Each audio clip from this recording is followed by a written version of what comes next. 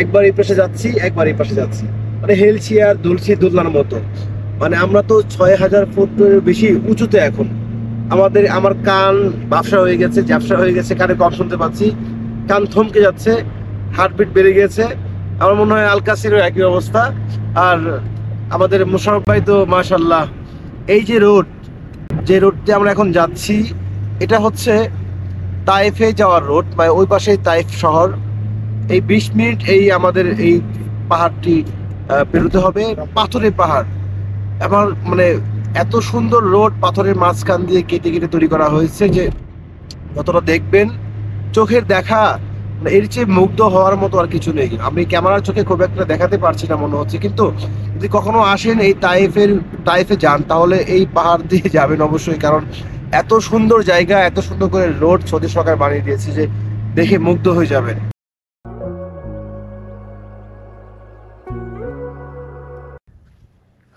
আমরা এখন তাইফের 6,000 ফুট উঁচু সেই পাহাড়ের উপরে, যে পাহাড়টি আমরা 20 মিনিটে অতিক্রম করে এখন তাইফের মূল শহরে যাব। তার আগে এই পাহাড়ের উপরে আমরা সকালে নাস্তা শেষ করেছি, সকালে নাস্তা খেলাম।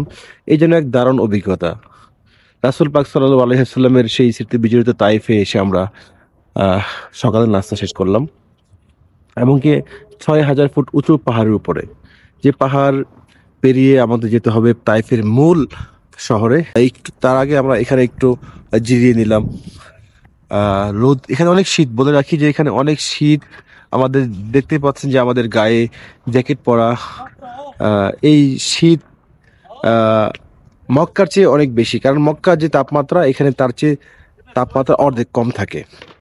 বলে রাখি যে এই তাইফের এই পাহাড়ের উপরে আপনি রাত্রি যাপন করতে পারবেন। এখানে রাত যাপন করার সুন্দর হোটেল রয়েছে, এখানে বাসাবাড়িও রয়েছে। আমি ক্যামেরা ঘুরিয়ে দেখাচ্ছি যে এই যে এগুলো যে দেখছেন, এগুলো কিন্তু বাসাবাড়ি, এখানে ভাড়া দেওয়া হয়, আপনি থাকতে পারবেন চাইলে।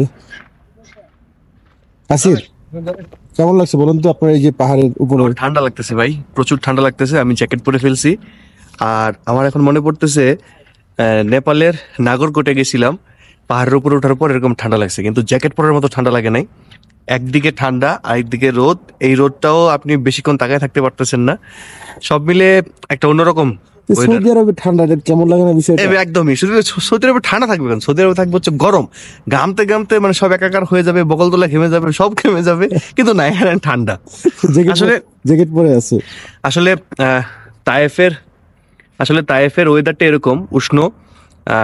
তায়েফটা হচ্ছে শান্তির শহর, তায়েফ সবুজের শহর, তায়েফ হচ্ছে উষ্ণ আবহাওয়ার শহর। এই তায়েফে মক্কা থেকে আপনি যখন আসবেন, মক্কায় যদি তাপমাত্রা থাকে 20, তায়েফে থাকবে 10, মানে অর্ধেক টেম্পারেচার থাকবে, অর্ধেক। এজন্য পর্যটকরা এখানে আসে। এমনিতে মক্কা, মদিনা, জেদ্দায় সবুজ দেখতে পাবেন না, কিন্তু তায়েফে আসলে আপনি প্রচুর সবুজ দেখতে পাবেন। এখানে ফসল ফলাদি হয়, এখানে মাজরা বলে, মানে যেখানে চাষাবাদ হয় সেই মাজরা আছে এখানে। তো এখানে বিভিন্ন রকম ফল ফলাদি চাষাবাদ হয়। তায়েফ একটা আরেকটা পুণ্যভূমি বলা যায়।